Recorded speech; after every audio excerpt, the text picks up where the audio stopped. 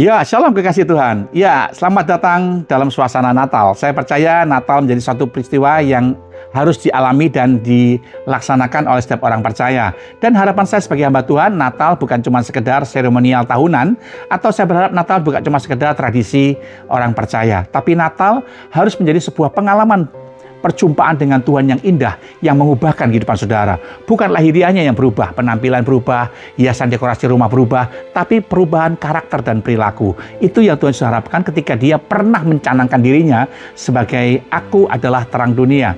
Barang siapa mengikut aku, ia tidak akan berjalan dalam kegelapan, melainkan ia akan mempunyai terang hidup. Injil Yohanes pasal yang ke-8 ayat yang ke-12 ya Bapak Ibu.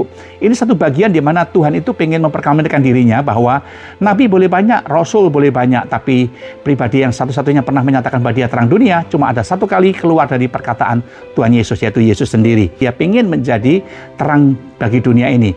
Kata aku itu menggunakan bahasa Yunani ego eimi. Ya, yang artinya dia adalah Heyeh Asher Heyeh. Dia adalah Allah pencipta semesta sendiri yang datang ke dunia berinkarnasi menjadi manusia untuk menghalau kegelapan. Yesus nggak pernah pusing soal agama, tapi Yesus berurusan dengan yang namanya kegelapan yang menguasai dunia dan manusia yang ada di dalamnya. Itu makanya dia berurusan dengan orang-orang yang sukanya tinggal dalam kegelapan. Karena hasil daripada orang yang tinggal dalam kegelapan itu akhirnya menuju kepada kebinasaan. Itu sebabnya ketika engkau percaya Yesus, maka dia akan memberikan terang itu. Dan terang itu bukan memantulkan atau kita pantulkan, tapi terang itu diam di dalam diri kita. Makanya kita bisa berkata mempunyai terang hidup. Itu sebabnya hal yang pertama yang kita buat adalah pelajari dulu makna terang itu apa bagi saudara. Jangan cuma sekedar tahu terang ya, dia bukan cuma cahaya, tapi terang itu dari bahasa Yunani menggunakan kata pos, yang punya makna di dalamnya dia mengamankan, melindungi, serta menuntun ya sebagai petunjuk bagi saudara.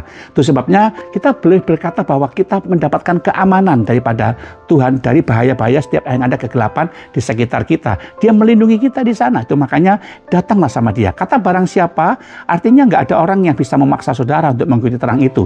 Dia cuma memberikan undangan, tawaran. Kalau engkau mendengar undangan dan tawaran itu, datanglah kepada dia.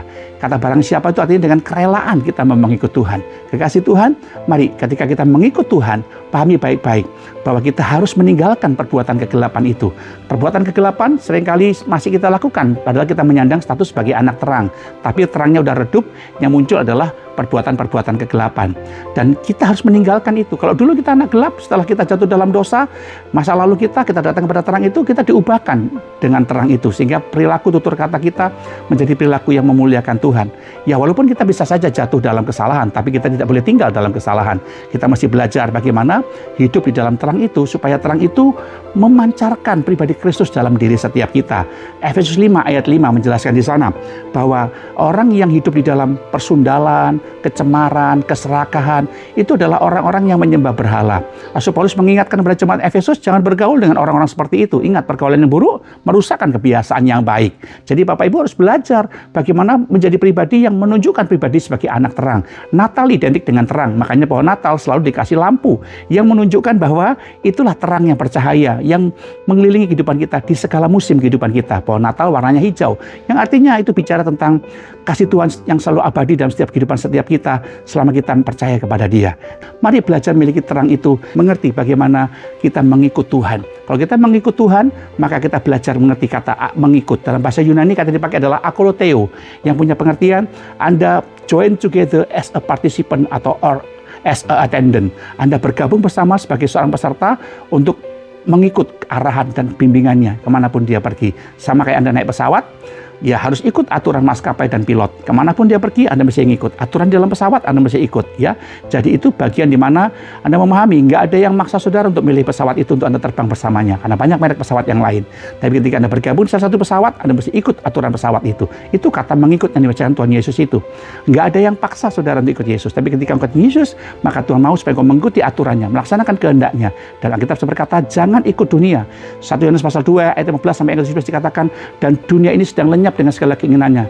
Tapi orang yang melakukan kehendak Allah akan hidup untuk selama-lamanya. Jadi Tuhan mengajarkan saudara, mari kita belajar untuk memiliki terang itu, supaya terang itu membuat Anda hidup melakukan kehendak Allah. Dan itulah perbuatan-perbuatan kegelapan. Ingat baik-baik, ia tidak akan berjalan dalam kegelapan. Artinya, semua bentuk-bentuk perbuatan gelap yang dikatakan dalam Efesus 5 ayat 5 itu tidak lagi kita lakukan. Efesus 5 ayat 8 dikatakan di sana, memang dahulu kamu adalah kegelapan, tetapi sekarang kamu adalah terang di dalam Tuhan. Sebab itu hiduplah sebagai anak-anak terang. Kita boleh punya masa lalu yang kelam, tapi kalau kita percaya Yesus bertobat, maka tinggalkan semua perbuatan-perbuatan yang lama dan harus melakukan kehidupan di dalam kehidupan terang itu. Karena terang itu adalah pos, yang artinya pos itu artinya bagaimana saudara, pos itu hidup yang betul-betul diubahkan dalam keamanan dan pelindungan Tuhan. Dan lihat, engkau tidak akan tertarik lagi dengan sistem kosmos dunia ini. Dan hidup Anda akan mengalami terobosan. Jangan lewatkan Natal tanpa keubahan hidup. Keubahan hidup hanya didapatkan ketika engkau ada di dalam terang. Terus berkati saudara, selamat menyambut Natal. Doa saya minta saudara selalu. Tuhan memberkati. Shalom.